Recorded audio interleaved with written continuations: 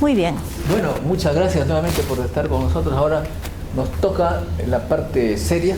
La doctora Bueno, no tan seria, ¿eh? Vamos a... Valenzuela, que es doctora en estomatología en la Universidad de Barcelona, España.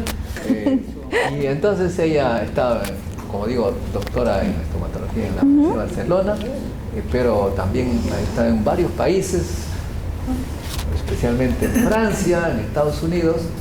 Tiene bastante experiencia en el tema de investigación y también en estos cursos de redacción. Es profesora de metodología de investigación en universidades y ella tiene pues bastante documentos al respecto. Por eso es que nosotros tenemos el honor de contar con ella en esta oportunidad, que nos va a decir pues un poco el tema de cómo redactar artículos, tesis, cómo investigar.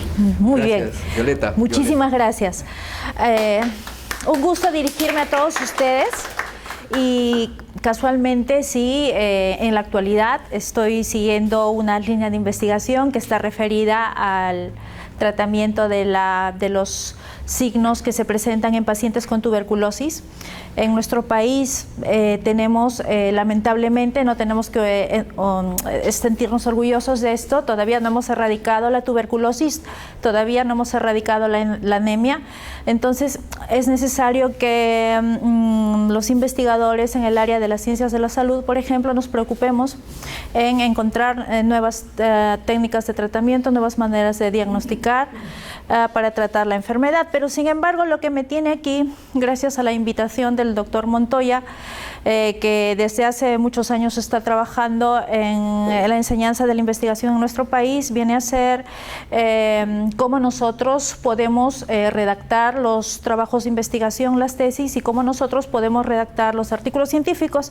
En la actualidad en nuestro país estamos viviendo ya con el cambio de las nuevas administraciones, están tomando más interés en que que nos dedicamos a investigación y los docentes universitarios desarrollemos investigación y podamos publicar los productos de esta investigación, ¿no?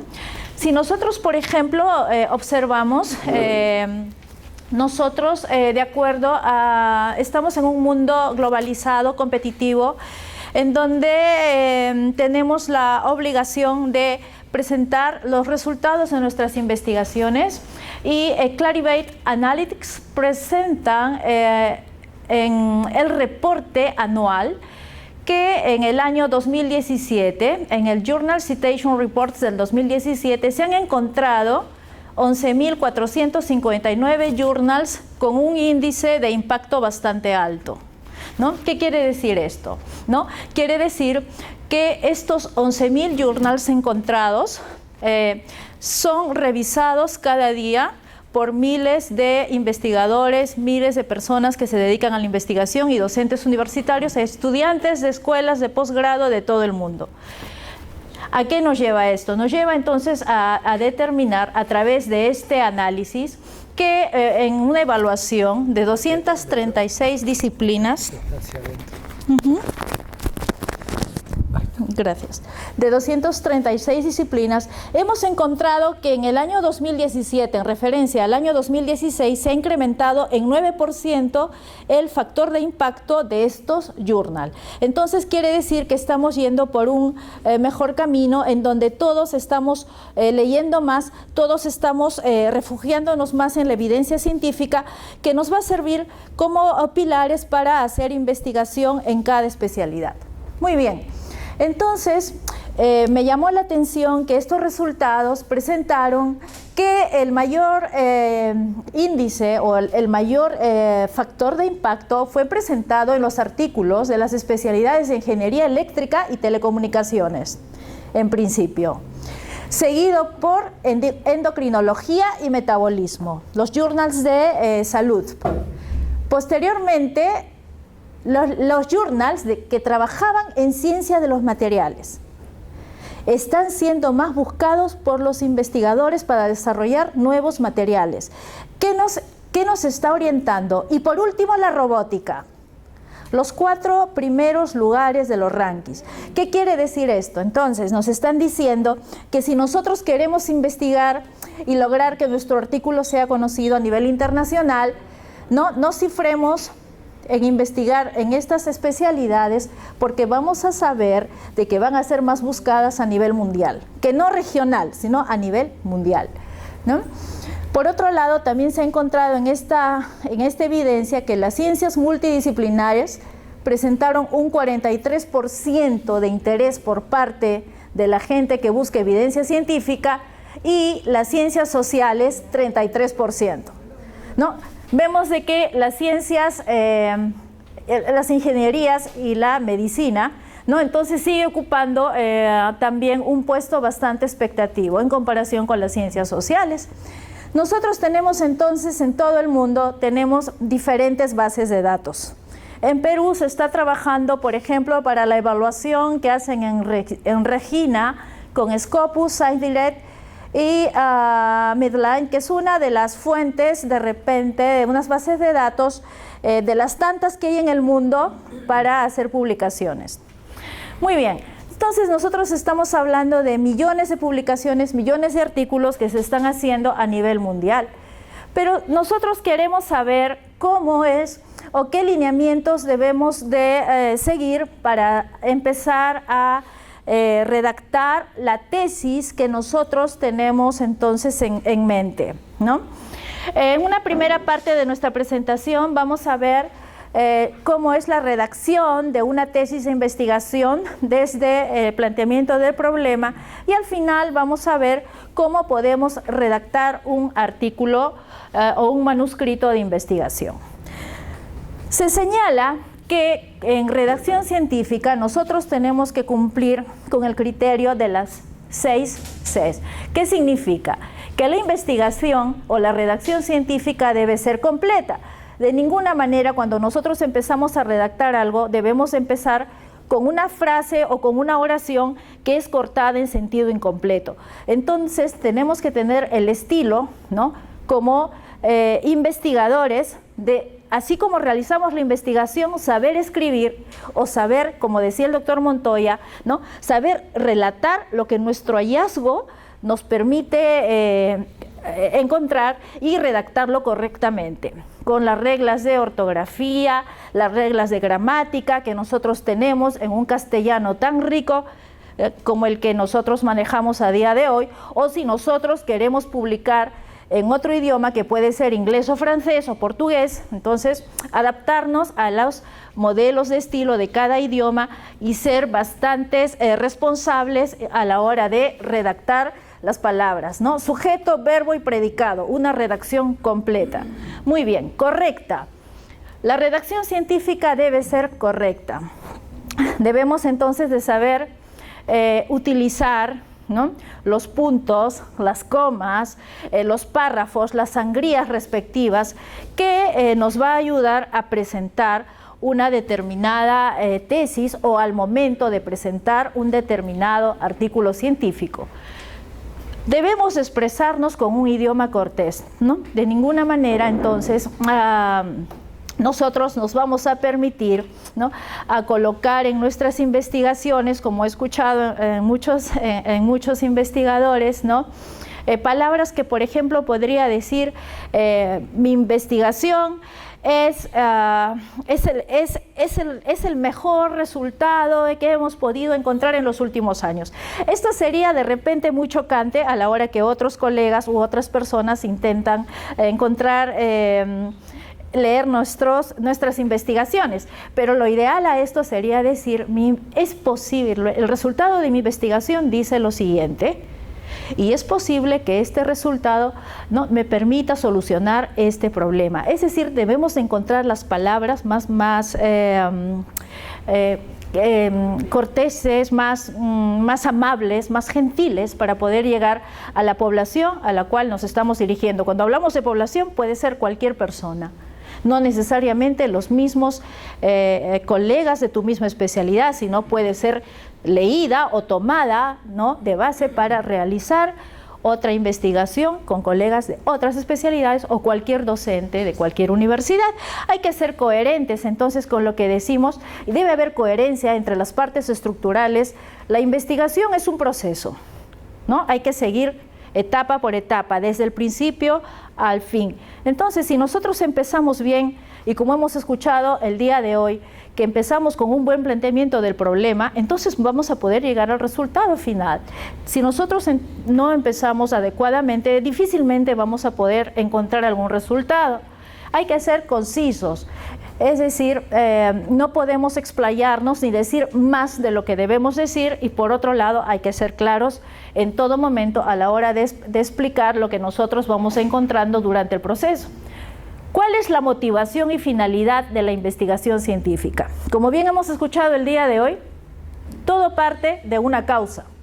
Entonces nosotros queremos saber por qué vamos a investigar, cuál es la necesidad de conocer o saber o encontrar en el mundo o en el momento en que nos hallamos, ¿no? Encontrar una motivación, una pregunta que nos permita resolver un problema X en donde nos encontremos, o algo que nos apasiona investigar en las diferentes especialidades que podamos tener. Muy bien, nosotros a partir de la causa, nosotros tenemos entonces que determinar cuál es la finalidad que tengo a la hora de realizar la investigación. ¿Cómo voy a llegar a la verdad? ¿Qué procedimiento voy a utilizar y para qué realizo la investigación? Esto es muy importante. Cuando nosotros empezamos a determinar cómo se va a realizar una investigación, nosotros entonces tenemos que preguntarnos por qué hago esta investigación o por qué puedo publicar esta investigación. ¿Por qué la revista científica debe publicar el resultado de esta investigación? ¿No? ¿Qué alcances? ¿Qué función? ¿Cómo voy a contribuir yo al desarrollo de la ciencia? Entonces todo eso tenemos que preguntarnos antes de empezar a hacer la investigación o a redactar nuestra investigación. Muy bien, entonces nosotros tenemos, ¿no?, en esta necesidad de conocer el sujeto investigador. Se comporta el investigador como un ente que busca, analiza, recopila información, hace trabajo de campo y en base a una realidad X y se hace las interrogantes sobre el problema que desea investigar. Todo parte de un problema que a usted le motive. Muy bien, nos preguntamos, ¿cómo es X? Entonces estaremos pasando indirectamente a determinar cuál es la descripción del fenómeno que nosotros vamos a estudiar. Vamos a decir por qué X se comporta de esa manera. Entonces nosotros estamos entrando ya al otro nivel, que es de explicación. Cuando yo me digo cómo hacer Z para llegar a Z a partir de X, yo estoy buscando cómo debo aplicar el método, ¿no? Y por último, cuando digo ¿cómo será X?, estoy entrando a un proceso de estimación. ¿Qué quiere decir esto? Entonces, estamos ante un proceso, ¿no?, que nos permite paso a paso seguir determinadas pautas que son respuesta a las preguntas principales, y nosotros al lado derecho estamos observando cuáles son las precisiones. Muy bien, ¿qué investigo? Yo sé de que cada uno de ustedes tienen una idea o un interés en investigar algún problema o fenómeno. Entonces, cuando estoy en situación de qué debo investigar, puedo, a través del planteamiento del problema o la formulación de mi problema general y específicos, determinar qué es lo que voy a investigar. ¿Para qué investigo? Ahí voy a plantear entonces mis objetivos generales y específicos. ¿Por qué investigo? Voy a justificar o voy a explicar cuál es la motivación de la realización de mi investigación. Cuando me pregunto ¿dónde investigo?, debo situarme en la realidad, contexto o ámbito. Esto es muy importante. Cuando nosotros empezamos a antes de ejecutar la tesis, primero parto de un protocolo o de un proyecto de investigación. En ese protocolo o proyecto de investigación, yo debo fijarme dónde voy a realizar la investigación, con qué recursos voy a contar para que las investigaciones no se queden a mitad que sería triste. Entonces, lo primero que debo tener en cuenta es saber dónde lo realizo, con qué recursos humanos cuento para realizar esta investigación y con qué recursos financieros, equipamiento, etcétera, cuento para hacer la investigación que entonces permita llegar a terminar todo el proceso. Eso es muy importante. Entonces, acordarse siempre que antes de planear el desarrollo de cualquier tesis, el proyecto debe estar completamente claro. Seguimos. Cronograma de actividades. ¿Cuándo investigar? El cronograma de actividades debe estar presente en el proyecto, más no en la tesis. ¿Ok? ¿Cuánto investigar? ¿A qué profundidad o nivel de la investigación voy a llegar? ¿Cómo investigar? El método y la técnica. La metodología en investigación es muy importante. Escuchaba con nuestro primer expositor el día de hoy, ¿no?, que el tutor orientaba, le decía, ¿no?, mira, has trabajado de esta manera, ahora ¿qué te parece si le ponemos esto más o esto menos? Obviamente cuando nosotros trabajamos con algún fármaco, algún medicamento, más dosis, menos, eso no puede ser modificado durante la investigación. O sea, uno debe, en el proyecto, uno debe poner todas las posibilidades que se presentan para evitar cualquier contratiempo de estar cambiando porque el resultado de repente salió así o salió de otra manera. Todo eso se puede evitar, ¿no? Ahora, para evitar estos inconvenientes, como hablaba el doctor Montoya, sería indispensable hacer pequeños estudios o estudios piloto que trabajas con menor cantidad de muestra, menor cantidad de dinero, y si has podido encontrar un resultado en el estudio piloto, lo puedes hacer ya en una muestra más grande con una mayor cantidad de dinero, de inversión. Entonces, esto nos estaría evitando estos problemas de cambiar las investigaciones cuando ya están en proceso y cuando ya hay un presupuesto aceptado para las mismas. Muy bien, entonces nosotros quienes investigan, el grupo de investigación, que es muy importante saber con quiénes contamos para la investigación. Hay investigaciones que llevan desde un investigador, pueden ser 5, 6 o 300 investigadores, como contaba el doctor Montoya, o nosotros podemos también de otra manera determinar cuáles son los instrumentos y recursos necesarios que nos van a servir para hacer la investigación. Todo esto me lleva a tomar decisiones y a desarrollar las etapas de investigación para evitar cualquier inconveniente durante el desarrollo de las mismas. Muy bien, esto es solamente para recordar de lo que se les ha explicado el día de hoy, las etapas básicas de la investigación, ¿no? Entonces, si nosotros vemos, ¿no?, partimos de una situación crítica, un fenómeno, un problema, algo que nos motive a investigar. La necesidad de una patente, la necesidad de solucionar un problema de salud, en ingeniería, de repente la necesidad de mejorar los sistemas de carreteras y de comunicación, la necesidad de contar con mejores servicios a la comunidad. Es decir, nuestro país es rico en tantas cosas que podemos mejorar y podemos hacer. Tenemos un país con diversidad de climas, con diversidad de geografía, es decir, podemos hacer muchas cosas en nuestro país si nosotros nos ponemos en ello y disponemos, claro, de tiempo también para hacerlo y nos juntamos con los equipos multidisciplinarios y gente que quiere trabajar en ello. Porque muchas veces cuando nosotros queremos trabajar desde un punto de vista unipersonal o solamente de una disciplina, no vamos a poder ver la cantidad de cosas que podemos hacer si trabajamos con un equipo multidisciplinario, los cuales van a dar mucho de conocimiento de todos para poder lograr, ¿no? Y eso es lo que en Perú falta, de que la gente a nivel de investigadores o grupos científicos se una y empiece a crear, ¿no?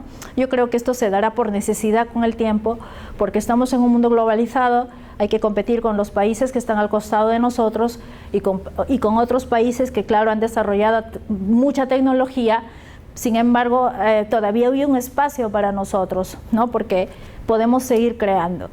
Muy bien, entonces, nosotros partimos del planeamiento de la investigación, empezamos a decir qué es lo que vamos a hacer, cómo nos organizamos, la organización del equipo de trabajo. Obviamente en el equipo de trabajo nos repartimos el trabajo, ¿no? Tú te dedicas a hacer el estudio de las muestras, tú haces el estudio estadístico, tú vas a hacer, vas a recopilar toda la información científica, la evidencia científica, es decir, entre los investigadores se reparte el trabajo. Tal vez de todos va a haber uno especialmente que va a estar calibrado y preparado para tomar los datos de la muestra a través de test o a través de cuestionarios, es decir, o a través de medidas de lo que yo tenga que hacer, pero todos siempre colaborando para poder tener un resultado. Ahora, si hay investigaciones en las que solamente hay un investigador, saber que ese investigador va a tener que hacer todo. Le demorará más tiempo probablemente, pero lo puede hacer, ¿no? Todo depende del tipo de investigación que realice.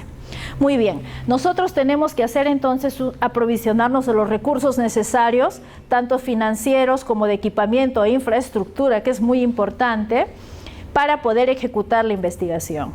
Bien, el trabajo de campo. Nosotros iniciamos de un proyecto de investigación como estábamos hablando. Nadie puede iniciar una investigación si no tiene un proyecto. Nadie puede hacer una casa si no tiene el plan, si no tiene el trazo hecho por el arquitecto de esta casa, ¿no? Si no, no saldría mal. La investigación es igual. Entonces, proyecto de investigación, trabajo de campo. Si nosotros evaluamos hasta este punto, ¿no? Tengo 50% de probabilidades de que voy a tener éxito a la hora de terminar mi investigación. Entonces, yo voy a proceder a recopilar los datos de la población en donde, o la muestra donde yo estoy trabajando, procedo a hacer el procesamiento y análisis e interpretación de los datos, preparo el informe de investigación. Entonces, cuando preparo el informe de investigación ya estoy hablando ¿de qué hablamos? De la presentación de los resultados de la investigación.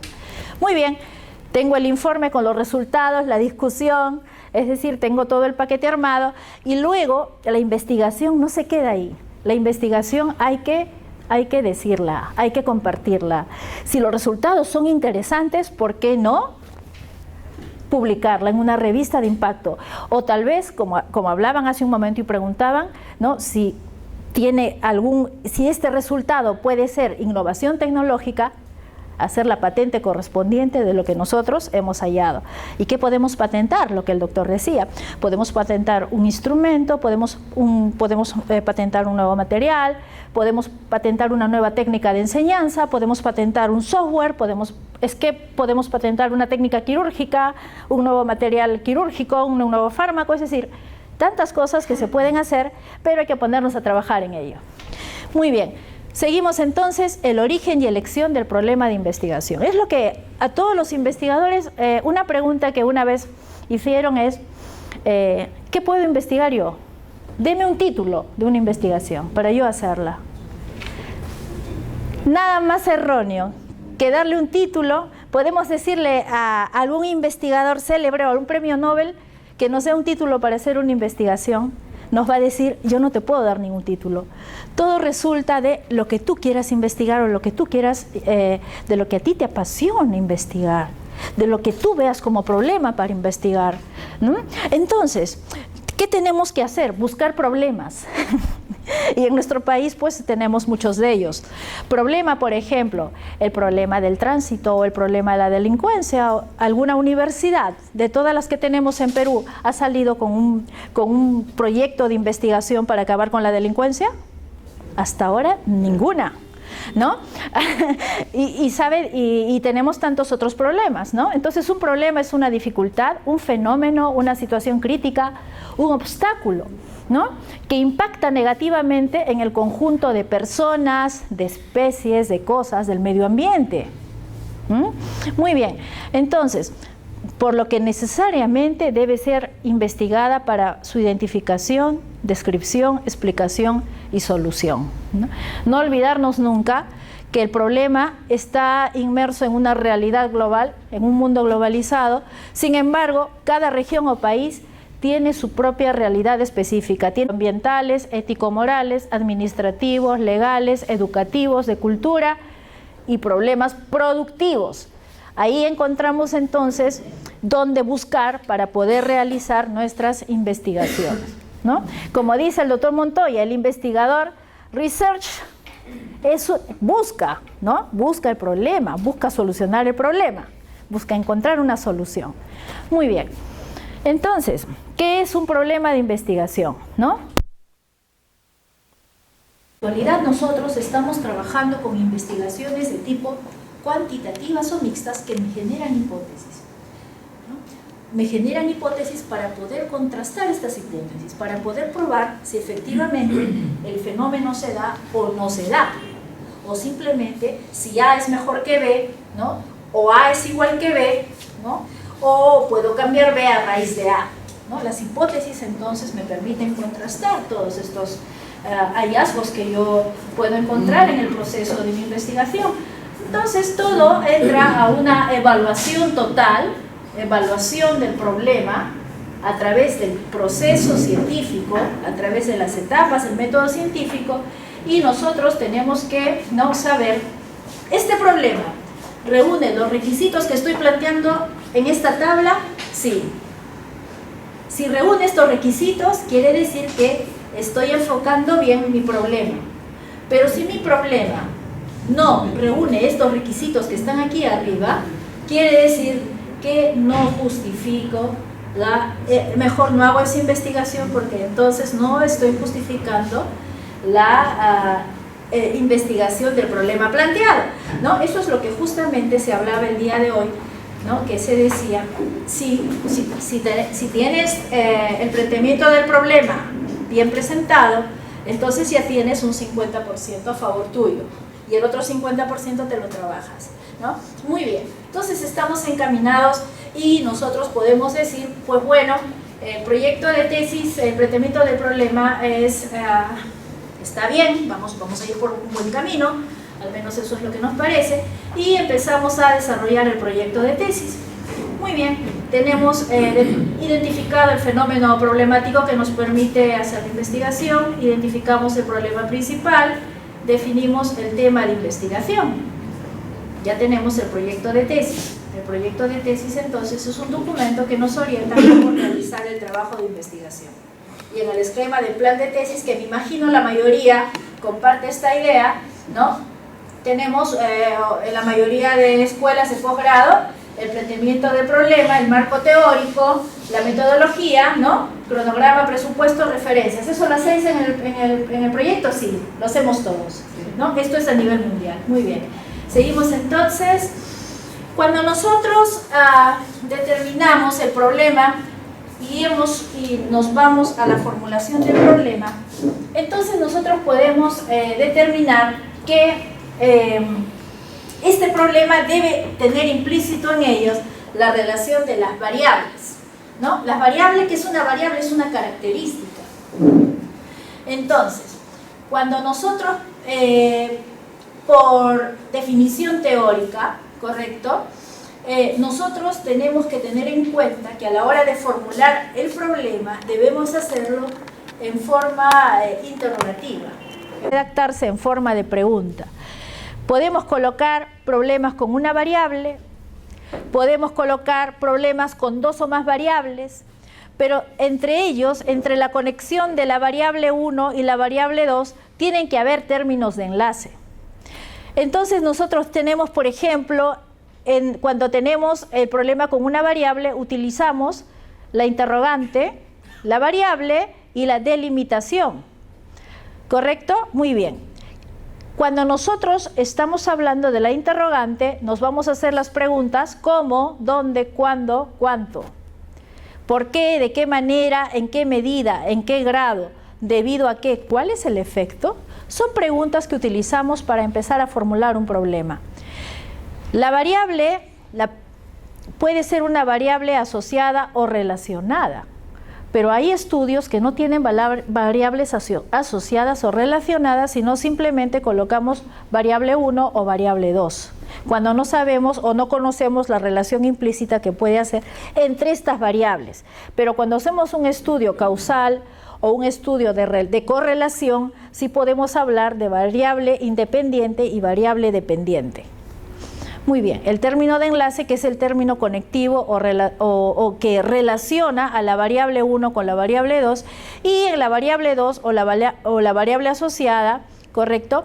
Tenemos entonces podemos también decirle o variable 2 o variable que es dependiente, variable independiente, dependiente, ¿correcto? Entonces la anotamos también, y la delimitación que puede ser en espacio, tiempo, lugar, etcétera. Vamos a ver un ejemplo que mejor se ve con ejemplos, es más práctico. Por ejemplo, ¿no? Si nosotros vemos esta es la formulación de un problema general. ¿Qué relación existe entre los estímulos organizacionales y el desempeño laboral de los empleados en Inversiones Floral de la ciudad de Lima, periodo 2017? Vamos a identificar entonces las partes que constituyen un problema general. Interrogante, cumplimos con la primera, el primer check. El término de enlace entre la variable 1, estímulos organizacionales. ¿Cuál es la variable 2? Desempeño laboral. Las variables tienen que estar bien escritas dentro de la formulación del problema. Es muy importante. Las 2 variables, o 3 variables, o 4 variables, las que usted considere para su estudio. Ya, el término de enlace. ¿Qué relación existe entre los estímulos organizacionales y el desempeño laboral? Otro término de enlace. De los empleados en Inversiones Floral. ¿En quiénes se va a hacer el estudio? En los empleados. Delimitación social. ¿En dónde? Inversiones Floral, delimitación organizacional. Ciudad de Lima, delimitación geopolítica, y el periodo 2017, delimitación temporal. Debo decir a ustedes de que hay formulaciones del problema que tal vez no va a seguir esta armonía o este tipo de presentación. Cuando, por ejemplo, nosotros realizamos algún estudio, por ejemplo, de alguna muestra o de algún medicamento, no vamos a poner el año porque no nos interesa. Cuando se trabajan en estudios de ciencias sociales, sí es necesario colocar año y lugar, ¿no? Pero en estudios de biomedicina no estilamos a poner el año y, bueno, el lugar sí lo ponemos en la metodología, pero en el título ya no lo colocamos. ¿Ok? Muy bien. Una vez que usted ha definido el problema, ya está en condiciones de darle título a su investigación. No empezamos del título, empezamos del problema. El título de investigación. Muy bien. Todos quieren saber cómo redactar el título. El título es el enunciado breve que con claridad sintetiza el propósito y la delimitación del trabajo de investigación. ¿De dónde se origina? Del fenómeno problemático, que nos lleva a un problema principal, el cual me origina el tema de investigación. Y luego me lleva todo esto, haber pasado de determinar el fenómeno, de hacer mi problema, formular el problema, ya estoy en la condición de generar el título de la investigación. Debo referir también que algunas revistas, a la hora que nosotros publicamos las investigaciones, no quieren títulos demasiado largos. Quieren títulos que sean concretos, concisos, y a veces piden solamente 75 caracteres. ¿Y qué es un carácter? Es cada letra. 1, 2, 3, 4, 5, 6, 7, 8, 9, 10, y cuentan también los espacios en blanco. ¿Ya? Entonces es importante que a la hora que nosotros hagamos el título seamos muy concretos y vayamos al grano, nuestras variables que estén implícitas, ¿no? Le buscamos el término de enlace y empezamos a escribir. Muy bien. Aquí hay otro ejemplo, ¿no? En el cual si usted ha formulado el problema, usted fácilmente puede sacar 2 títulos para su investigación. Muy bien, en este ejemplo nosotros partimos de una situación crítica. El problema era el siguiente, miren ustedes, en los últimos 8 meses se ha incrementado de manera significativa el número de clientes no satisfechos atendidos en la Financiera X de Lima, Perú. Hay un descontento entonces de los clientes en la Financiera X. Muy bien, ¿qué variables voy a estudiar a partir de este ejemplo? Voy a estudiar la variable satisfacción del cliente. Si hablo de clientes no satisfechos, ¿qué voy a estudiar? Satisfacción del cliente, y mi otra variable puede ser la calidad de servicio que da esta financiera. ¿Correcto? Entonces ya puse mis 2 variables, ya pensé, oye, ¿qué variable? Pues esta es variable 1 y variable 2. Muy bien. Y entonces, ¿qué hago con estas variables? Voy a hacer la formulación del problema. ¿Y cómo lo hago? En forma de pregunta. Y coloco la interrogante. ¿De qué manera la calidad de servicios incide en la satisfacción del cliente en la Financiera X de Lima, Perú, en el periodo 2017? Miren ustedes, estoy utilizando la variable satisfacción del cliente, calidad de servicios, que está por aquí, y estoy usando mi pregunta, ¿de qué manera incide? Y mis agentes de enlace, en dónde, la Financiera X, y en qué periodo. Bueno, me sirve porque esto es un problema de ciencia social, ¿no? Por eso he sido muy específico en poner la delimitación del lugar y la delimitación del tiempo. ¿Y cuáles serían los probables títulos de mi investigación? Pues tengo 2 opciones. Puedo colocar la calidad de servicios y su incidencia en la satisfacción del cliente en la Financiera X de Lima, Perú, en el periodo 2017. Y el otro título que puedo generar es la calidad de servicios y la satisfacción del cliente en la Financiera X de Lima, Perú, en el periodo 2017. ¿Qué quiere decir esto? Que habiendo formulado el problema, entonces ya tenemos opción a decir, ya puedo generar un título para esta tesis o para este artículo que quiero yo publicar en una revista X. Seguimos entonces. Muy bien. ¿Qué hemos hecho entonces? Hemos identificado y, bueno, esto es muy bonito. Cuando nosotros hablamos de variables, la variable hay que desmenuzarla, hay que estudiarla. La variable, por ejemplo, ¿no?, es identificada y luego tenemos que medirla, dimensionarla. Ahora vamos a ver en un ejemplo. Hay que relacionar las dimensiones de esta variable y hay que formular los problemas específicos, ¿correcto?, con base a las relaciones. Bueno, vamos al ejemplo, ¿no? ¿Cómo lo redactamos? Colocamos ahí. Entonces, el problema general era este. ¿De qué manera las competencias gerenciales, estamos hablando de otro término en ciencias sociales, en administración, influyen en la competitividad de las empresas agroexportadoras ubicadas en Perú durante el periodo 2012 a 2017? Entonces, ¿cuáles son mis variables? Una es competencia gerencial y la otra es competitividad. Primero, paso número 1. Tener claramente identificadas las variables. Siguiente. Esta variable, competencia gerencial, la voy a desmenuzar, la voy a estudiar, la voy a dimensionar. Entonces, las dimensiones vienen a ser la competencia personal, competencia para la comunicación, competencia para la diversidad, competencia ética, competencia transcultural, competencia en equipo, competencia para el cambio. ¿De dónde saco todos estos términos? Estos términos no salen porque a mí se me ocurrieron. Salen de la evidencia, de la bibliografía. ¿Correcto? La bibliografía, las bases teóricas de la bibliografía nos permiten dimensionar a las variables.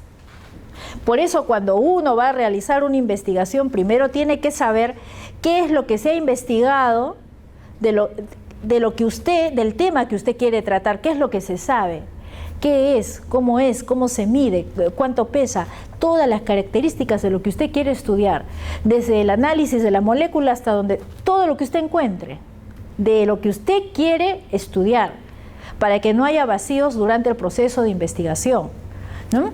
Muy bien, entonces aquí el investigador, ¿qué ha hecho? Ha buscado su evidencia científica, ha buscado la bibliografía, se ha enterado de cómo se puede estudiar una competencia gerencial. Y por otro lado, en competitividad, que es su variable dependiente, ha hecho lo mismo. Entonces, ¿cómo estudio yo la competitividad de una empresa? A través de los conocimientos y capacidades de los que llevan la empresa, hasta de arriba hasta el último trabajador, y los productos y procesos que involucra el trabajo de esta empresa. Muy bien, seguimos entonces. Competencias gerenciales, entonces, cogemos la variable independiente, competencias gerenciales, y a este lado tenemos la variable dependiente. ¿Cuál es? Competitividad. Sea cual fuere, nosotros hacemos una relación, las dimensiones que hemos colocado de una, las vamos a estudiar versus esta variable. Variable A versus variable B. Las características de la variable A, y con flechitas ahí, cómo incide la competencia en la competitividad, cómo incide la competencia para la comunicación en la competitividad, cómo incide la competencia para la diversidad en competitividad, y así sucesivamente. Estamos haciendo un trabajo de relacionar las dimensiones de cada variable. Si usted tiene claro esto, tenga por seguro que su trabajo de resultados van a ser óptimos. Pero si nosotros, por ejemplo, no sabemos cómo relacionar A con B a través de la búsqueda bibliográfica, etcétera, etcétera, ¿qué va a pasar? No vamos a tener un buen trabajo, o cualquier jurado va a derribar su tesis. Así de fácil. Ahora, por otro lado, estas dimensiones, ¿no?, que usted ve por aquí, van a ser trasladadas al instrumento de investigación. Por supuesto. Entonces, como nosotros tenemos la bibliografía, tenemos la fuente documental, tenemos la base teórica, yo con esto puedo crear instrumentos. Yo puedo crear mi instrumento de investigación. Ahora, en el mundo tenemos instrumentos de investigación que ya están aceptados mundialmente y ya no tenemos que crearlos. Los hay. En idioma inglés los hay. Algunos están traducidos al castellano, ¿no? Pero si nosotros observamos que para mi investigación no hay un instrumento que va a medir lo que yo quiero buscar, puedo crear mi instrumento a partir de toda la información que obtengo de diferentes fuentes, primarias o secundarias. ¿Ok? Seguimos entonces. Los objetivos de la investigación. Como decía el doctor Montoya, tienen que haber objetivos claros, medibles, que sean cuantificables. Esto, por ejemplo, lo podemos apreciar cuando son investigaciones mixtas o cuantitativas, ¿no? Una cualitativa esto es muy complicado, ¿no?, porque está referido a la naturaleza de cada investigador. Muy bien, el objetivo nos guía a la investigación científica, nos muestra el propósito de estudio, responde o deben responder a las preguntas de investigación y deben estar relacionados al problema de investigación. Nosotros tenemos entonces que plasmar en los objetivos, de acuerdo a lo que nos pide ¿cómo podría decirlo? A lo que actualmente se nos pide, colocar los objetivos generales y objetivos específicos, porque hay necesidad de que, aparte de tener un objetivo general, nosotros también, a través del general, poder proponer objetivos específicos. Es necesario, ¿ya? Muy bien, seguimos entonces. Importante recalcar a todos ustedes de que debe haber coherencia entre la formulación del problema, la presentación de los objetivos y la presentación de las hipótesis de investigación. Esta coherencia se da a través de, si nosotros vemos aquí, el título o el tema de investigación coherente con el problema principal, la formulación del problema, tiene que haber coherencia, es lo que nosotros buscamos, ¿no? No podemos poner en el título, poner el título y que el objetivo no responda al título, o que la formulación del problema sea muy diferente a lo que el título presenta. No puede ser que el título presenta A y nosotros en el objetivo estamos presentando Z. Tiene que haber una relación entre el problema principal, el objetivo general, la hipótesis general, así como los problemas específicos 1, 2, 3 y 4, los que usted coloque. No hay un número. Pueden ser 2, pueden ser 3, pueden ser 4. No hay un número que limite, o porque tiene más objetivos específicos va a ser mejor la investigación, tampoco es así, ¿no? Y los objetivos, si yo coloco 4 específicos por redacción, debo colocar, ¿no? 4 problemas específicos se corresponden con 4 objetivos específicos y se corresponden con 4 hipótesis específicas.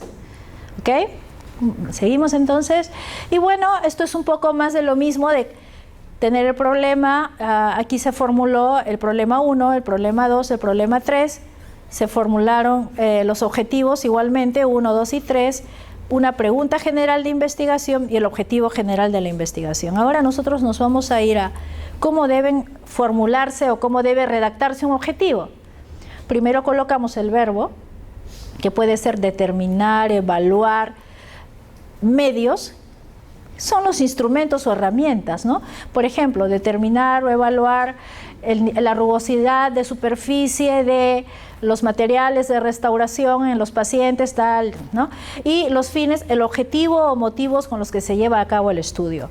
Vamos a observar aquí una clasificación, ¿correcto?, del Departamento de Salud de Estados Unidos, que han clasificado, que dicen que los objetivos deben de ser SMART, ¿no? SMART significa inteligencia. Specific, debemos usar un lenguaje científico, indicar el problema, el grupo destinatario, el tiempo y el espacio. Es decir, objetivo específico en tiempo y espacio. Cuando nosotros decimos measurable, un objetivo claro, medible, significa medición, medible. Hay que medir el objetivo. Tenemos que medir. Tiene que ser posible, ¿no?, de determinar, achievable, qué objetivos son relevantes en relación a los soportes que hacemos a la ciencia y el conocimiento. Quiere decir, ¿no?, entonces, que sea posible de reproducir, de estudiar este objetivo, que sea realístico, ser realista acerca del alcance de la investigación en tiempo y recursos.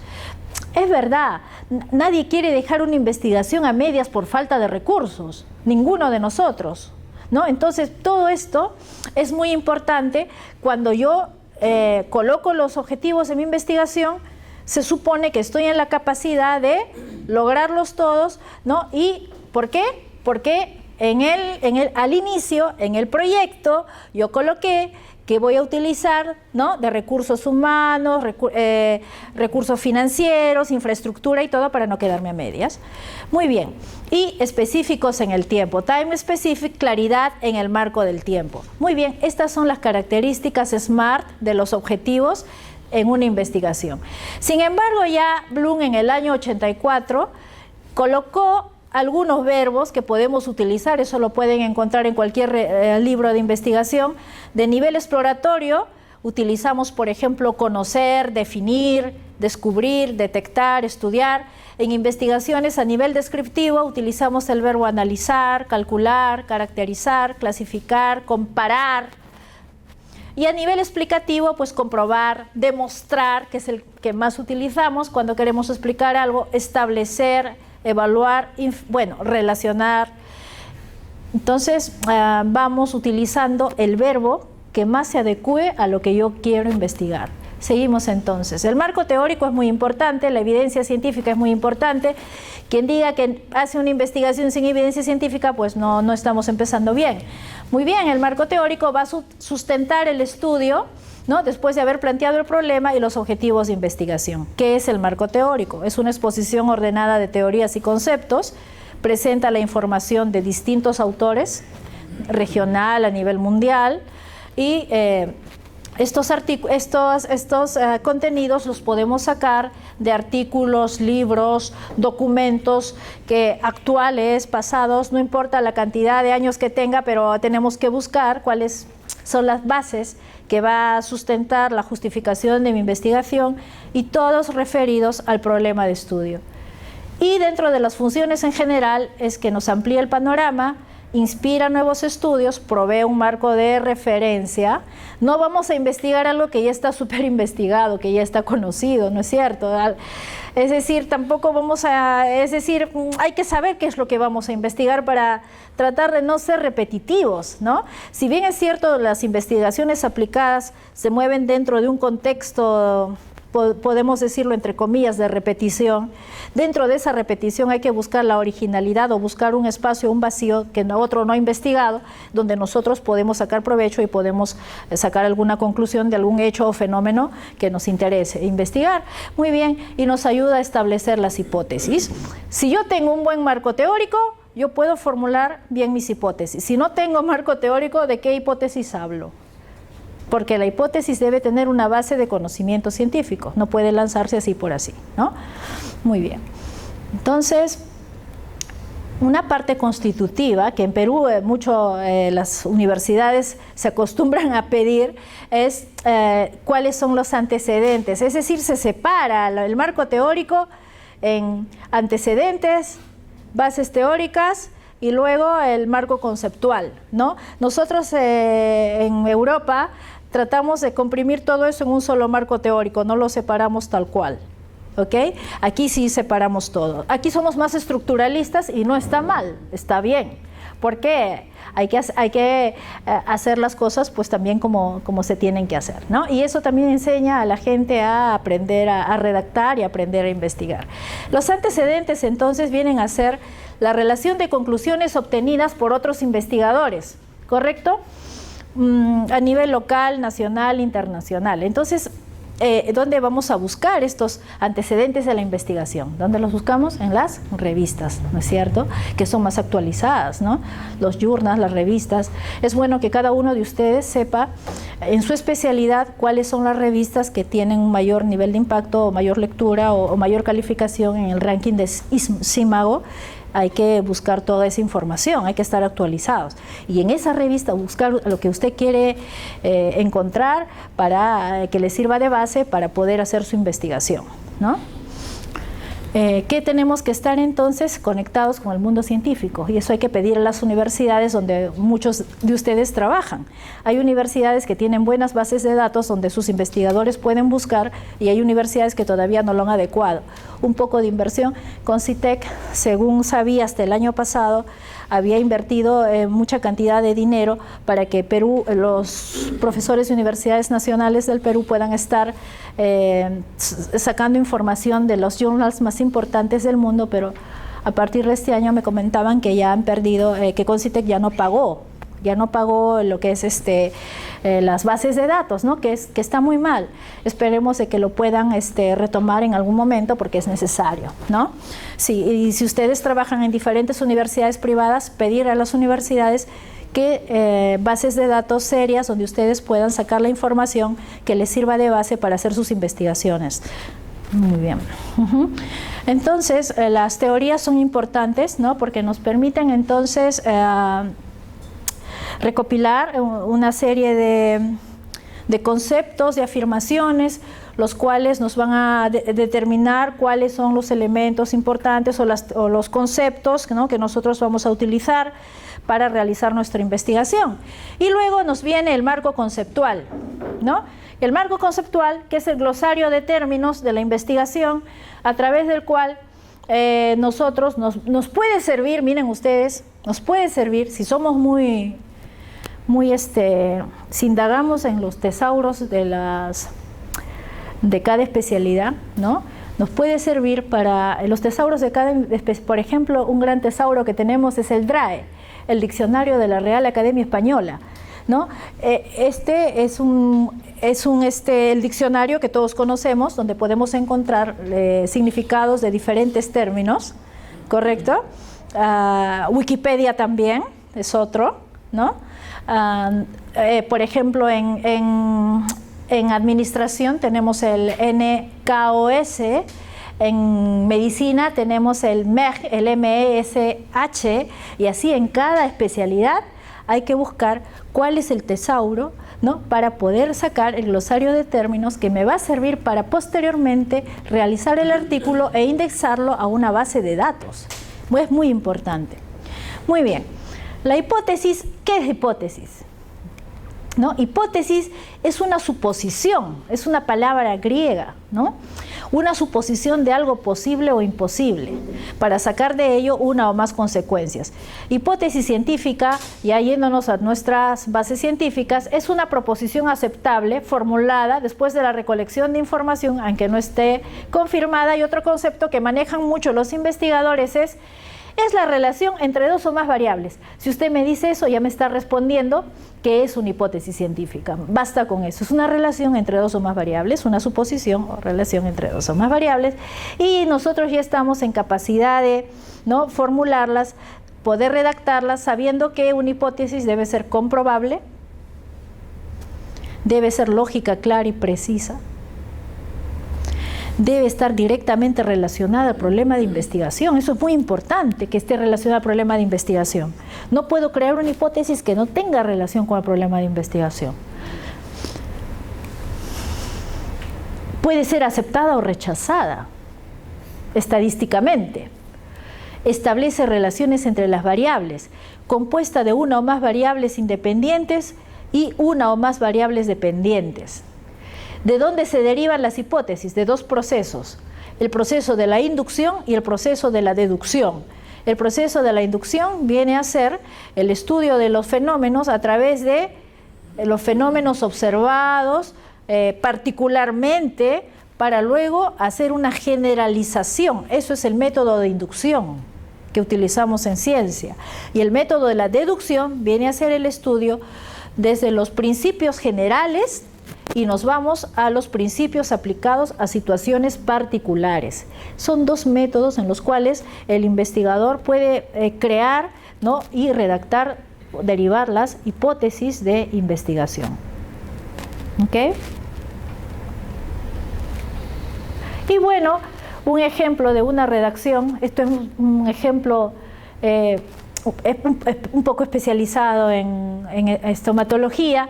Existen diferencias en el efecto antibacteriano de hidróxido de calcio y clorhexidina en conductos radiculares infectados. Bueno, nosotros encontramos, por ejemplo, que habían pacientes que venían con unas infecciones y unos dolores bucales grandes, con unos abscesos muy grandes, y se les hacían los tratamientos correspondientes, pero no salía bien, las endodoncias fracasaban. ¿Y qué pasaba? Pues había una bacteria que complicaba la situación y era difícil de tratar. Entonces decía, ¿cómo puedo tratar yo a esta bacteria que está adentro y no podemos combatir? Entonces dijimos, bueno, vamos a utilizar hidróxido de calcio y clorhexidina, vamos a hacer un estudio experimental y vamos a saber cuál de ellos es mejor, o por lo menos cuál me inhibe el crecimiento bacteriano.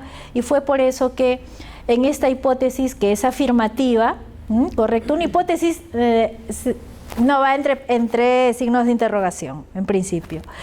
¿Ya? Es una proposición en forma de afirmación, que luego puede ser negada o aceptada, en la cual nosotros ponemos la relación entre las variables hidróxido de calcio y clorhexidina, en donde en conductos radiculares infectados, esta viene a ser la muestra, estoy identificando la muestra.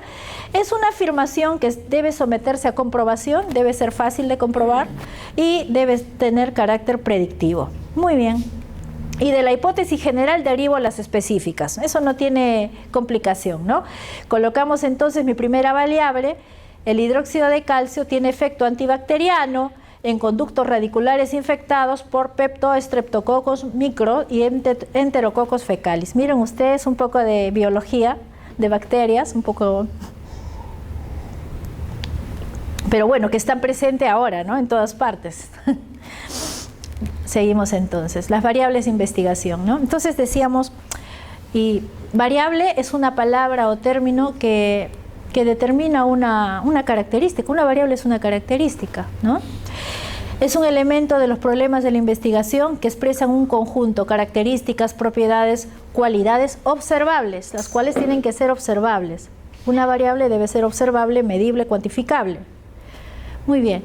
Entonces, ¿cuáles son las características variables? Deben estar incluidas en el título de la investigación. Adoptan distintos valores cuantitativos o cualidades diversas. expresan aspectos o características medibles y son susceptibles de descomposición, de desagregación. ¿Para qué? De estudiarlos en dimensiones, una variable. ¿Se acuerdan que cuando nosotros estudiamos las competencias hemos desdoblado todas las características? Una variable debe ser desdoblada para su estudio. Si una variable no puede ser desdoblada, no la vamos a poder estudiar en profundidad, tal como queremos. Muy bien, entonces, la variable tiene dos definiciones cuando nosotros hablamos de redacción. Hay una definición conceptual de la variable y una definición operacional de la variable. ¿Cuál es la definición conceptual? La definición conceptual es ¿qué es la variable? ¿No? Por ejemplo, ¿qué es competencia gerencial? La definición de competencia gerencial. O de repente, ¿qué es un neutrón? Como el doctor Montoya trabaja mucho en investigación, o de repente usted en su especialidad, ¿qué es la implantología? ¿O qué es un implante? Cada uno va a ir definiendo el concepto de su variable. El concepto, entonces, viene a ser esto una definición conceptual. Y cuando yo hablo, el jurado les pregunta, o cuando usted redacta, ¿qué es una variable operacional? Su definición operacional viene a ser la desagregación o descomposición de la variable en sus dimensiones. ¿Ok? Esas vendrían a ser las diferencias entre una y otra. Y cuando nosotros queremos operacionalizar las variables, entonces tenemos que desdoblar las variables. Hay que tener criterios también por sus componentes, elementos y tipos. ¿Okay? El criterio 2, según roles o funciones de la variable, y el criterio 3, de acuerdo a cualidades o características. Por ejemplo, un ejemplo que les colocamos aquí es hidróxido de calcio. ¿Cómo estudio un componente químico, el hidróxido de calcio, ¿no? A través de concentración, la concentración del componente químico, el tiempo de exposición y la localización, ¿no? Vendría a ser entonces el estudio de esta variable a través de su componente. Estoy cumpliendo con el criterio 1. La variable estilo de liderazgo es una variable que se utiliza mucho en estudios de ciencias sociales. ¿Cuál es el estilo de cuántos tipos de liderazgo tenemos? Tenemos el autocrático, el democrático, el laissez-faire, transaccional, transformacional. Entonces, ¿qué estoy haciendo? Estoy desdoblando estilo de liderazgo de acuerdo a sus roles o funciones. Y la variable universidad, ¿no? De acuerdo a las funciones, ¿correcto? Funciones de formación profesional, investigación y proyección social. O desarrollo, ¿cuál es la última que estamos ahora, que está en boga? Responsabilidad social. Ya no es proyección social, ahora es responsabilidad social. Entonces hay que hacer investigaciones con responsabilidad social. Es lo que ahora nos pide SUNEDU. Muy bien. Entonces seguimos. ¿Para qué operacionalizo la variable? ¿Lo hago porque se me ocurrió, porque mecánicamente lo tengo que hacer? Pues no. Lo hago porque debo tener conocimiento en detalle, conocer estructuralmente cada variable, todas las características de la variable que pueda encontrar, identificar y seleccionar subvariables empíricas para las dimensiones y sus respectivos indicadores, que eso es importante. Si nosotros dimensionamos la variable, podemos encontrar los indicadores para el instrumento de investigación. Formular problemas específicos, elaborar instrumentos que permitan observar y medir la variable y aquí nosotros presentamos, por ejemplo, aquí tienen variable independiente y variable dependiente, la variable X y Y. ¿Cuál es la dimensión? Vamos a desdoblar la variable X y Y, ¿correcto? X1, X2, Y1, Y2. Voy a desdoblar mis variables. Y luego me voy a los indicadores. El indicador es la dimensión, ya está más desdoblada cuando hablamos de indicadores. El indicador mide una dimensión y la dimensión es parte de la variable. Entonces, X11, X12, X13, igual para X2, igual para Y1 y para Y2. Estos indicadores nos va a servir para elaborar los instrumentos. ¿Qué es un instrumento de investigación? ¿Quién me puede decir? Un ejemplo de instrumento. Una encuesta, muy bien dicho. Una encuesta es un instrumento de investigación. Un cuestionario, una hoja de datos clínica, ¿no?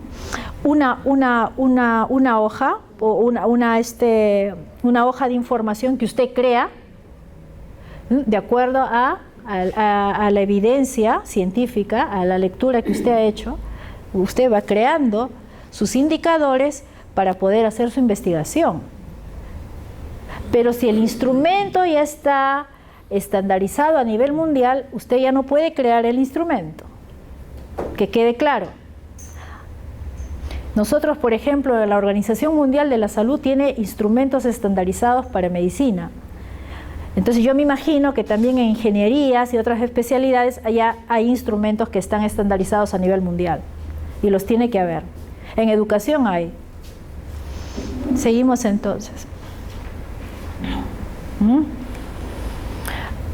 Aquí tenemos, de acuerdo al ejemplo que manejábamos, la variable hidróxido de calcio, la dimensión, el efecto antibacteriano, el indicador es concentración del producto, tiempo de exposición del producto, localización del producto para medir el efecto bacteriano del hidróxido de calcio.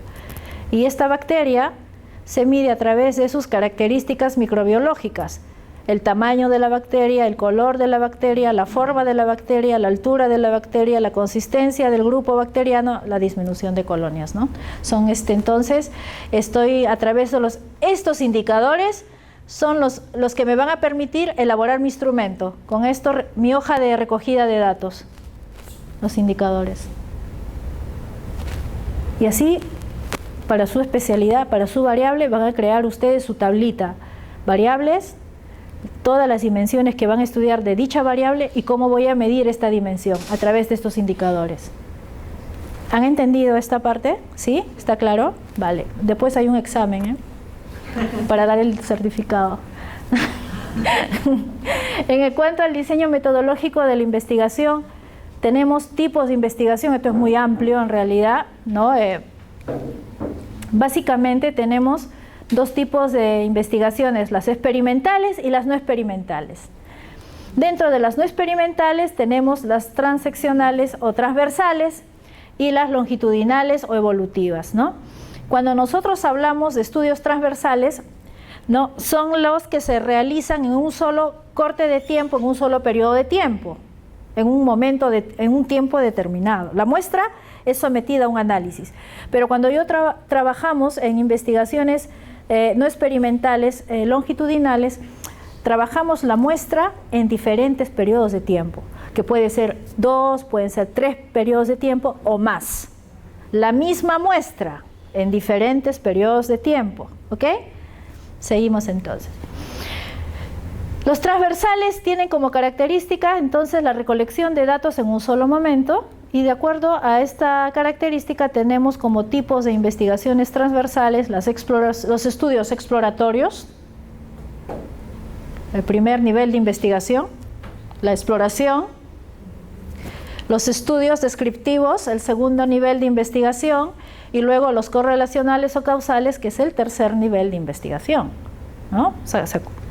Vamos. Los estudios longitudinales o evolutivos. El propósito es analizar los cambios a través del tiempo, los cambios de la muestra. Y los tipos que más utilizamos son los diseños de tendencia, estos que se utilizan para medir cuál es la opinión de una determinada población para las elecciones presidenciales, por ejemplo, cuál es la tendencia y la intención de voto. Y los diseños de análisis evolutivo de grupos o los estudios de cohorte, que son estudios, ¿no?, que se realizan a través de una población a través del tiempo. Eso es un estudio de cohorte, ¿ok? Una muestra en diferentes momentos de tiempo. Seguimos entonces. Los estudios experimentales, en los cuales nosotros vamos a administrar estímulos a la muestra, vamos a trabajar vamos a estimular a la población, a los animalitos o a los organismos pequeños que querramos investigar, o tal vez pues van a hacer una simulación, ¿no?, de alguna en ingeniería, en física o en electrónica, etcétera, etcétera. Puede usted optar por estudios preexperimentales, estudios cuasi experimentales y los estudios de experimentos puros. Obviamente en este nivel, los estudios experimentales, hay mayor inversión de dinero, ¿no? Mayor equipamiento, infraestructura, y debemos de estar cautos y debemos de saber que tenemos que contar con todo para poder realizar nuestros experimentos. Un estudio cuasi experimental, por ejemplo, viene a ser cuando nosotros trabajamos una muestra y yo vengo con ustedes y les aplico un test de entrada para saber cuál es el grado de conocimiento que tiene usted en investigación científica, ¿no? Retiro el test, estudio el test, el grado de respuestas objetivas que tiene cada uno de ustedes, y luego se les da una charla de 4 o 5 horas de investigación científica. Luego de esa charla se les aplica un test. Estamos hablando de un pretest y un post-test. Entonces, ahí estoy en una investigación cuasi experimental. ¿Qué estoy haciendo? Es cuasi experimental, ¿por qué? Porque aquí yo no puedo decir de que usted me respondió afirmativamente o me respondió muy bien en el post-test porque mi clase fue muy buena. Yo puedo decir de que usted tal vez vino con una base a esta charla, vino con una base de conocimiento científico y de redacción científica, entonces por lo tanto yo no me puedo atribuir que el resultado es por la charla que yo le he dado. Y esa es la crítica que se le hace a estos cuasi experimentales, es la crítica que les hacemos, ¿no? Que pueden haber la intervención de otras variables externas que me dan el resultado, o de repente usted sabiendo mucho respondió mal porque se puso nerviosa, porque comió algo malo que le hizo sentir mal y no estaba en la condición de responder el examen, ¿no? Entonces, cuando nosotros hablamos de los estudios experimentales, ahí sí controlamos cualquier variable que pueda incidir dentro de este estudio, por lo tanto le damos más valor de confiabilidad en estos que en estos, y los preexperimentales es un grado de control mínimo, como nosotros estábamos manifestando en el primer momento, los estudios piloto, los estudios, por ejemplo, en maquetas, ¿no? En los cuales nosotros podemos inferir que los resultados pueden ser, si aplicamos a una gran masa, etcétera, podemos inferir de que puede salir como nosotros creíamos, pero también tienen sus sesgos, ¿no? Muy bien. Entonces, si queremos hacer algo que todo el mundo aplauda, pues estudios experimentales sería muy bonito, ¿no? Y ahí aquí, por ejemplo, los estudios experimentales para biomedicina, el National Clinical Trials de Estados Unidos, nosotros si queremos hacer una investigación de tipo experimental con un control de muestra, nosotros les enviamos a ellos cuáles son nuestra metodología, nuestro diseño metodológico para trabajar, respetando obviamente las normas de Helsinki para hacer trabajos de investigación en seres humanos. También hay normas que hay que respetar de bioética para trabajar en animales y también normas de ética para trabajar con el medio ambiente. Es decir, si nosotros cumplimos con una serie de requisitos, el NST para investigaciones en biomedicina nos genera un código para que con ese código nosotros podamos presentar la revisión o el resultado de tu investigación en un journal, ¿no? Entonces, hay maneras, tenemos maneras, nos dan facilidades para poder hacer nuestras investigaciones, pero sí hay que prepararse mucho, como decía el doctor Montoya, 99% de trabajo. De transpiración, ¿no? Trabajo y trabajo. Ahí vamos a encontrar resultados. Y bueno, decirles también que en una misma investigación pueden incluirse 2 o más diseños de distintos tipos y nos encontramos ante investigaciones de diseños múltiples. Muy bien. Según la tendencia, tenemos investigaciones cuantitativas y cualitativas. Las cuantitativas son las investigaciones clásicas que realizamos, describen, analiza o experimenta las variables de estudio, es tangible, observable, medible. Debemos de contar aquí con el mayor número de individuos para poder investigar. Una cualitativa describe las cualidades de un fenómeno, utiliza grupos pequeños, es más subjetiva. Una cualitativa no te permite generalizar. Una cuantitativa sí puedes generalizar los resultados, puedes extrapolar en la población que cumpla los mismos criterios de selección de la muestra. Y de acuerdo a la orientación tenemos investigación clínica o epidemiológica. Por aquí hay alguien de salud, ciencias de la salud, ¿sí? Una persona nada más, una colega. Y bueno, entonces para ello tenemos, por ejemplo, en la investigación clínica o epidemiológica, estudios descriptivos, que pueden ser comparativos, estudios de revisión de casos, estudios de caso y control, estudios de una corte, estudio de varias cortes y estudios experimentales, cada uno con sus respectivas características. Según el análisis y alcance de los resultados, niveles de investigación. El primer nivel es el nivel exploratorio. Voy a explorar las características de donde voy yo a investigar. Explorar. El segundo nivel voy a describir. Después de explorar, ¿qué hago? Después de identificar el fenómeno, empiezo a escribir. Voy a describir, mira, esto es un ambiente que tiene 4×5, está bastante bien iluminado, tal. Empiezo a escribir. Y luego voy a explicar. Este ambiente es propicio para dar las clases de investigación porque estamos en un lugar adecuado físicamente, luminosamente, etc. Entonces empiezo a explicar la razón de por qué, ¿correcto? Y vamos por un proceso, ¿no? Seguimos. En general, y llegando a una conclusión, tenemos tipos de investigación. De acuerdo a su nivel, la investigación exploratoria, descriptiva, explicativa y predictiva. Según el periodo, investigación transversal y longitudinal. Según la temporalidad de los hechos, investigación retrospectiva del presente y prospectiva. Eso sí lo sabemos, prospectiva es de aquí en adelante, de ahora en adelante, la retrospectiva de ahora hacia atrás, ¿no? Y según el tipo de aporte al conocimiento, investigación básica, lo que el doctor Montoya ya les explicó en la tarde, la investigación aplicada y la investigación tecnológica, la que tiene como finalidad crear avances tecnológicos, instrumentos, equipos, etc. Bueno, dentro de los métodos que utilizamos en investigación tenemos los métodos lógicos y los métodos empíricos. ¿Y qué es un método empírico? Es la observación y la experimentación, en conclusión. Todo que se somete a práctica. Y dentro del método lógico tenemos el método lógico deductivo, ¿no? Y el método deductivo directo, es decir, son aquellos en los cuales usamos el pensamiento en sus funciones de deducción, análisis y síntesis, ¿no? Ahí es el trabajo mental, ¿no? Para generalizar, para simplificar, etcétera, ¿no? Y los empíricos que más utilizamos en ciencias, Podríamos decir de que estos lógicos más en ciencias sociales, filosofía y los otros en las otras ramas de las ciencias. Muy bien, las técnicas cuantitativas y cualitativas, que obviamente hay diferencia entre una y otra, como ya lo hemos visto.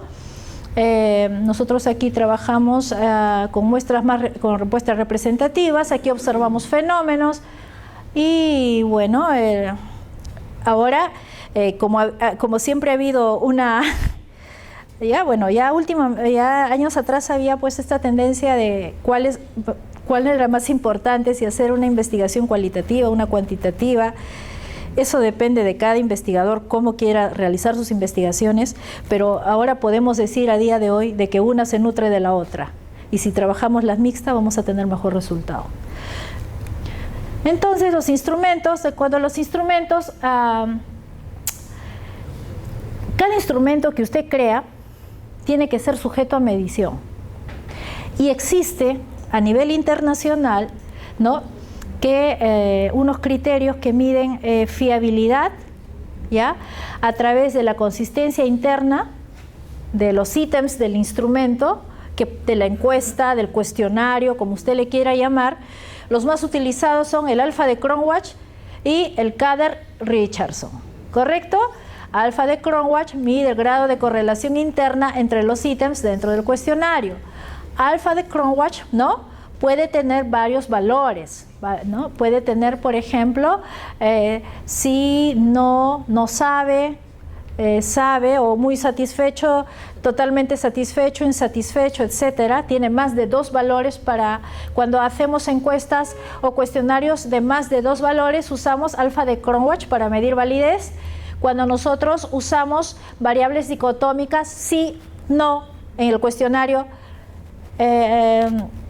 ¿usted utiliza en su alimentación, su alimentación es balanceada? Sí, no.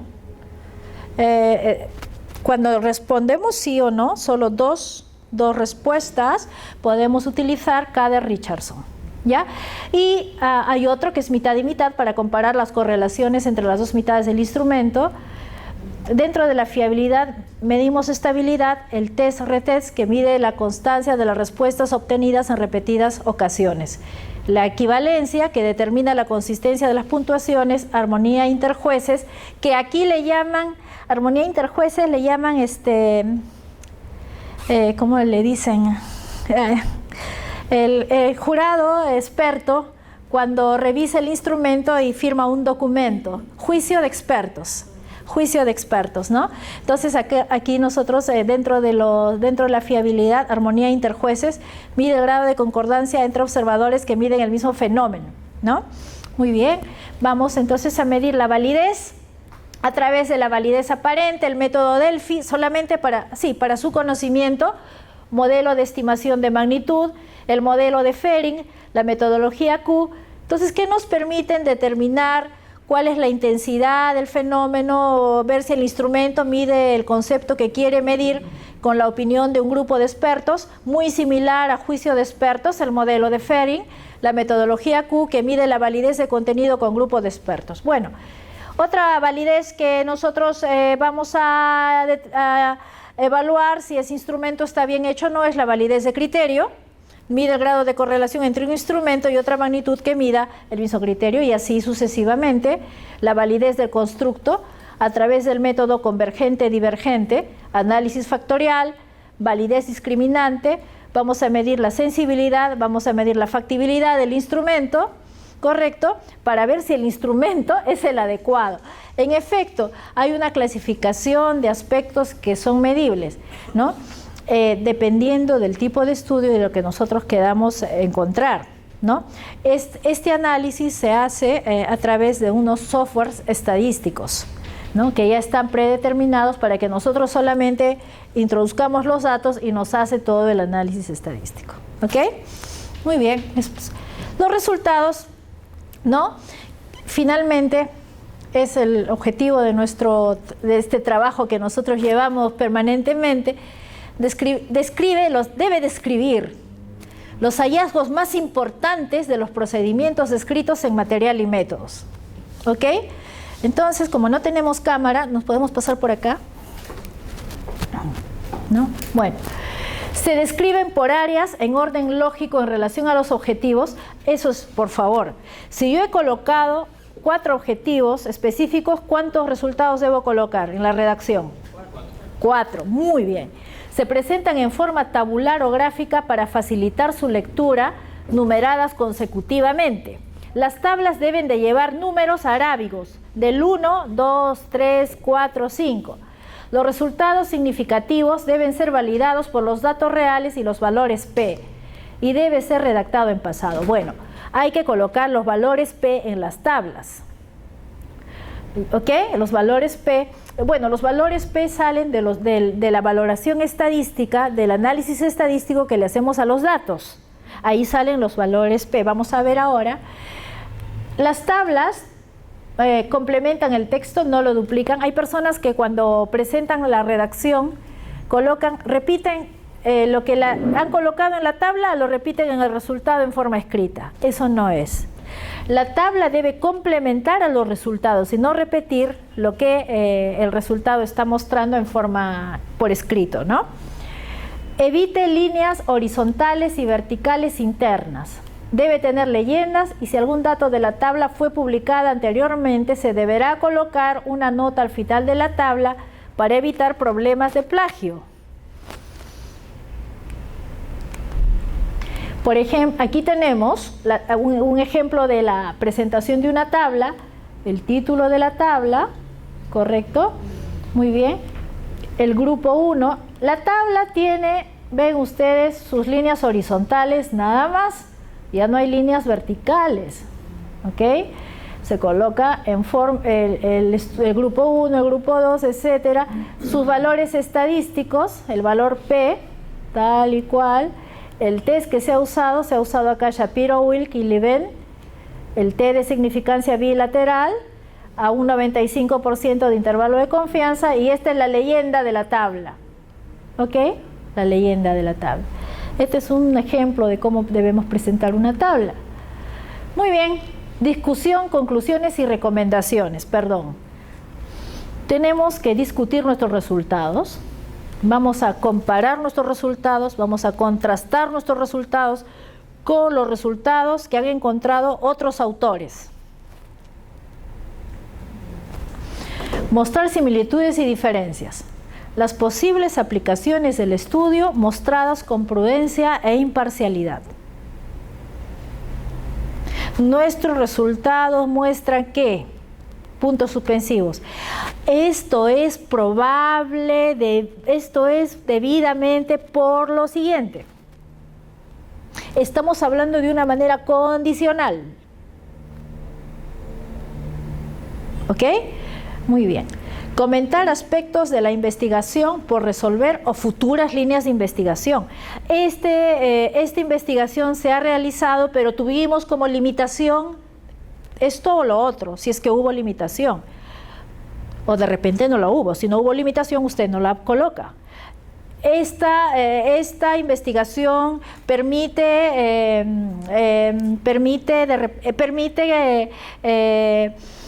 o nos permite decir de que podemos trabajar en esta línea de investigación de biomateriales debido a tal y cual. Su trabajo puede producir una línea de investigación, o de repente usted es un investigador que tiene una línea de investigación de toda la vida. Si nosotros conversamos con varios investigadores, manejan 3 líneas de investigación tal vez, de 1 a 3, pero hay una que les gusta seguir, han investigado más y de esa línea de investigación han sacado 8 o 10 artículos. Digamos que la investigación puede crear más problemas a investigar, ¿no? Es una secuencia, es secuencial el proceso de investigación, ¿no? Para un investigador a través del tiempo. Bueno, y luego pues nada, la redacción es muy importante y estos datos indican que, ¿no? Que redactar en presente. La conclusión es una proposición lógica final o argumentada que resulta de la investigación, ¿no? La conclusión puede ser 2 líneas, no tiene que ser más.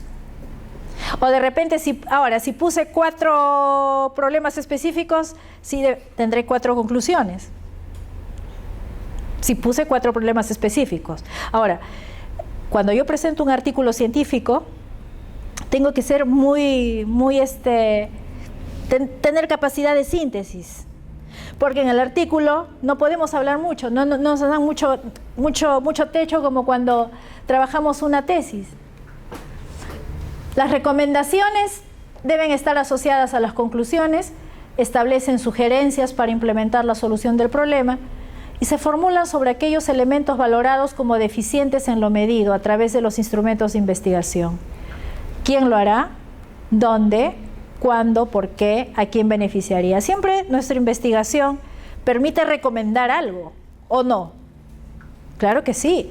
Si nuestra investigación surgió como respuesta a un problema que nos causaba desazón y nosotros queremos investigar, ¿por qué no vamos a dar recomendaciones? Estamos en la obligación y en la capacidad de dar recomendaciones después de haber terminado nuestras investigaciones. ¿Correcto? Muy bien. Bueno, el artículo científico básicamente tiene que tener una estructura correcta. Debemos de seguir la normativa que pida la revista, que puede ser APA, Vancouver, CSE, AMA, la que la revista le pida. Debe cumplir unos lineamientos de ética para trabajarlos. haber cumplido con el reglamento de Helsinki para trabajo en humanos, normas de bioética, trabajo en animales y trabajo en el medio ambiente. ¿Correcto? Si usted cumplió con eso, está cumpliendo con la ética de la base ética en la redacción de un artículo científico, ¿no? Obviamente la estructura que es importante, y si nosotros cumplimos A, B, C, estamos en la calidad de someter el artículo a publicación. Nosotros tenemos a nivel diferentes journals, ¿no? Ahora, dentro de los tipos de manuscritos, nosotros tenemos manuscritos o artículos, ¿ok? Cuando digo manuscrito, es un artículo de investigación. La editorial, el artículo de investigación, nosotros vamos a estar por aquí, artículos de investigación originales, casos clínicos y de investigación, algún caso, por ejemplo, caso estudio que se presente cuando nosotros investigamos, las cartas al editor, revisión de artículos y la revisión de libros. Estos son todos los tipos de artículos que pueden encontrar en un journal. Pero a nosotros, ¿qué nos piden? Como investigadores, esto. Presente usted un artículo de investigación. Y si usted presenta artículos de investigación, le voy a dar puntaje en el Regina. Usted entra a Regina, no se quede en Dina. Seguimos entonces. El artículo, cuando usted quiere enviar a una revista en Estados Unidos o Europa, le piden primero la página del título, se llama así, página del título. No título, página del título. Le pide a usted un resumen y le pide a usted los keywords, resumen o abstract, keywords o palabras clave. ¿Ok? Parte constitutiva, no nos olvidemos. Seguimos. Dentro del texto del manuscrito, que es la siguiente parte, ¿qué debo colocar? La introducción, que viene a ser la recopilación de la información de todos los autores. La evidencia, entonces estamos hablando acá de la evidencia científica, la literatura científica, que va a apoyar la introducción. ¿Y de dónde saco la introducción? De mi tesis, ¿dónde está? ¿En la tesis en dónde está la introducción? Del marco teórico, muy bien. Entonces, aquí en el artículo no se llama marco teórico. ¿Dónde lo colocamos? Dentro de la introducción. Ahí colocamos todos los antecedentes teóricos, antecedentes, bases teóricas, lo colocamos dentro de aquí. Debemos de colocar en la introducción, ya lo vamos a ver, qué es lo que va, vayamos por partes. Introducción, material y métodos, resultados, discusión y conclusión. Esta es la parte medular del manuscrito o artículo científico. No olvidemos. Seguimos. Finalmente, las referencias. Las tablas o las figuras o ilustraciones son partes constitutivas de la presentación de un artículo de investigación original. Seguimos. El formato. La revista le pide a usted un formato. Lea usted. Generalmente, de todas las revistas que he podido leer, usan el formato de Times New Roman, de 12 puntos, a doble espacio, los encabezados con mayúscula, introducción, material y métodos, resultados, discusión, referencias, escribirlo con mayúscula. Un margen de 3 centímetros a todo alrededor del manuscrito, 3, 3, 3, 3, en una hoja de 8 pulgadas por 11 pulgadas.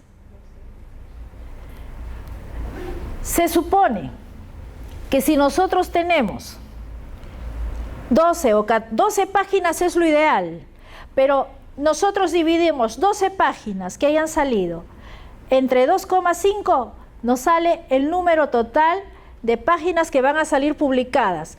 Hasta 6 páginas en algunos journals gratis, más de 6 páginas hay que pagar. $100 por página adicional. Depende de la revista. Hay revistas donde se paga y revistas donde no se paga. Seguimos.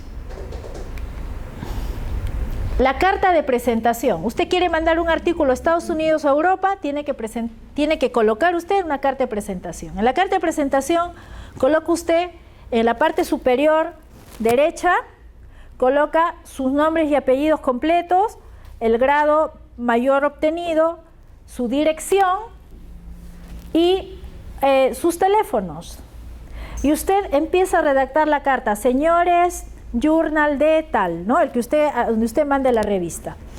Ahí usted debe colocar por qué envía el manuscrito a esa revista, por qué cree usted que ese artículo debe ser publicado. Debe usted fundamentar ahí el criterio que ha utilizado para hacer la investigación y producir ese artículo. Tiene que colocar ahí la contribución de cada autor. Si usted trabajó con 3 investigadores, pues tener que colocar qué hizo cada uno de ellos. Uno se dedicó a hacer el trabajo de campo o hizo la cirugía, el otro contribuyó con el análisis estadístico, el otro contribuyó con las referencias, etc. Uno coloca todo lo que ha hecho el equipo de investigación.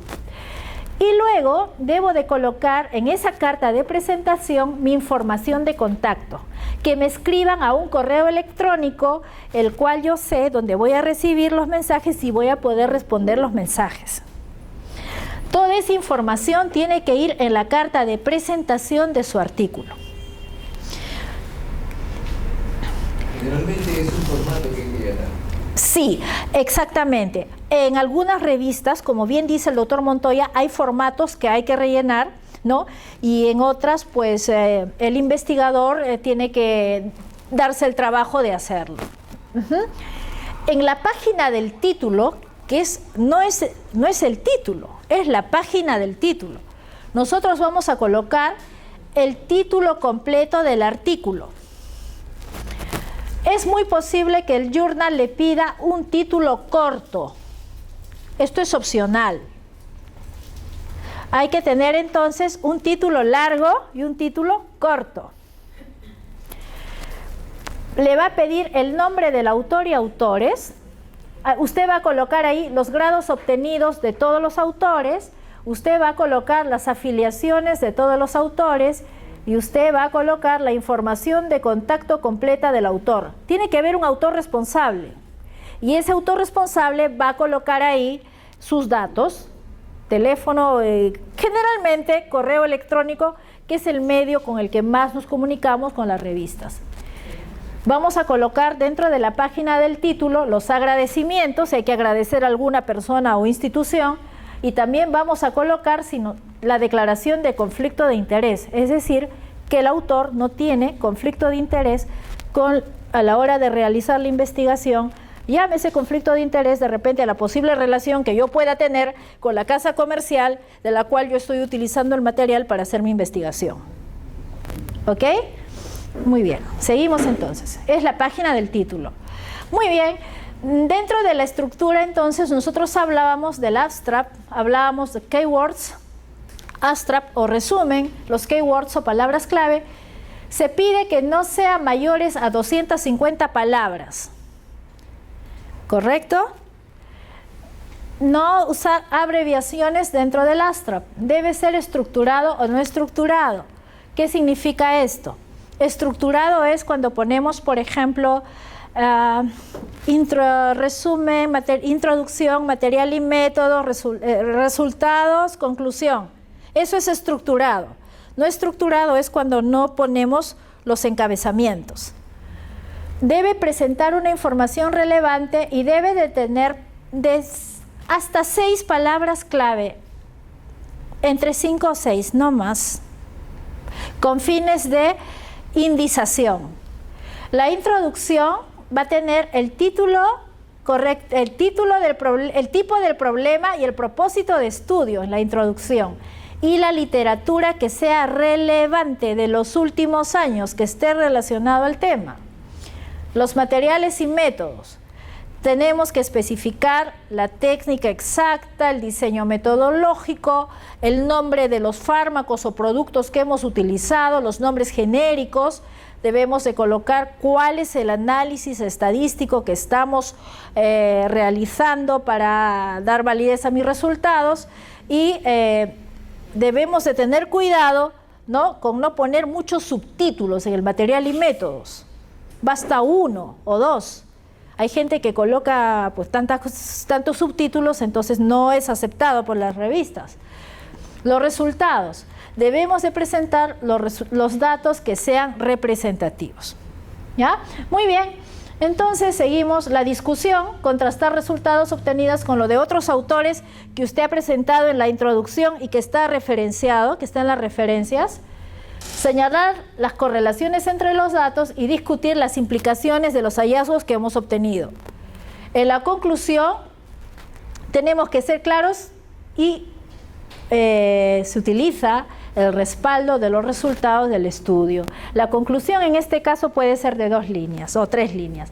Las referencias. Las referencias, tanto APA o Vancouver, la que a usted le pida la revista. ¿Ok? De acuerdo al manual o estilo de la revista y va al final del artículo. Las tablas y figuras deben ser numeradas consecutivamente con números arábigos y se presenta las tablas y figuras una por página, se manda al journal, una por página, ¿ok? Si es posible, utilice formato TIFF o formato GPG para que la revista lo acepte. Seguimos entonces. Elsevier, por ejemplo, tiene en su página web, ¿no?, como un sistema ya que está normado, es un hardware que tiene ahí para que nosotros podamos subir nuestros artículos, ¿no?, de una manera fácil, sin mucha complicación, y no sé si en el cual nos piden crear un nombre y una contraseña para poder enviar el artículo, y a través de ese nombre y esa contraseña, usando un correo electrónico, usted se genera una cuenta y a través de esa cuenta uno puede puede enviar el artículo, ¿ok?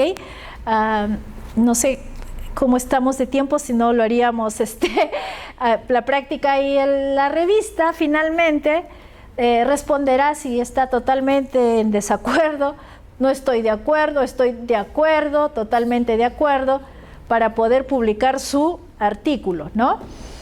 Esta es una forma de presentación de un abstract. Esto es estructurado porque tiene ahí objetivo, material y método, resultado y conclusión. El no estructurado no lleva estos subtítulos. Seguimos. El material y método, pues hay que colocar el diseño, la población o muestra, el entorno, lugar y tiempo, las variables analizadas, las intervenciones, que los que les hablaba, en NST se envía las intervenciones que hacemos, los instrumentos que utilizamos para la investigación. Eso en Estados Unidos y Europa le llaman intervenciones, que no nos llame la atención cuando nos pregunten. El análisis estadístico, qué método utilizo, los agradecimientos, hay que ponerlos antes de las referencias, ¿no?, a personas o instituciones que han contribuido material, financiera o intelectualmente. Siempre hay que pedirles permiso, ¿no? Hay que pedir permiso al doctor Montoya para poder colocarlo en el agradecimiento de la investigación, ¿ya? Porque si colocamos nosotros sin pedir la autorización, nos podemos ganar un juicio también, porque de repente las personas que nos apoyan o la empresa no quiere figurar ahí, ¿ya? Hay que tener mucho cuidado. Y bueno, las referencias, señores, vosotros sabéis que podemos utilizar la normativa que pida la revista es libre en esto. Les puede decir APA, les puede decir Vancouver, les puede decir CSE, les puede decir AMA. El estilo que la revista quiera es el que ustedes van a cumplir. Y hay en Submission Guidelines, las guías, las líneas de submisión de los artículos, del envío de artículos, ahí les colocan qué normativa usa. Hay que leer eso antes de enviarles el artículo. ¿Ok? Muy bien. Pues hay que utilizar un número para referenciar en la introducción, que puede ser entre paréntesis o entre corchetes, o puede ser en superíndices, esos números chiquitos que se aparecen dentro de la introducción, según el orden. Cuando hablo de orden de presentación es Vancouver, Sistema Vancouver es, de acuerdo como los autores se van presentando, se va referenciando. Referenciar es la bibliografía, por si acaso. Y el método APA es por orden alfabético. ¿Okay? La edición de APA la pueden sacar de internet, la 6ª edición que está colgada en internet para la redacción para la referencia de investigación y cómo colocar en el manuscrito, cómo colocar cómo seguir la norma, ¿no? Hay que utilizar las publicaciones más recientes y hay que ser selectivos. Excelente. Nada, la Sagrada Familia, que seguramente muchos... es una iglesia hecha a base de piedra, la imagen no se ve muy bien, pero tiene desde 1880, hasta ahora lo están trabajando y se acabará en 10 años más, si Dios quiere, claro. Muy bien, entonces no sé cómo estamos de tiempo. Yo agradecerles, doctor Montoya, muchísimas gracias, agradecerles a todos ustedes.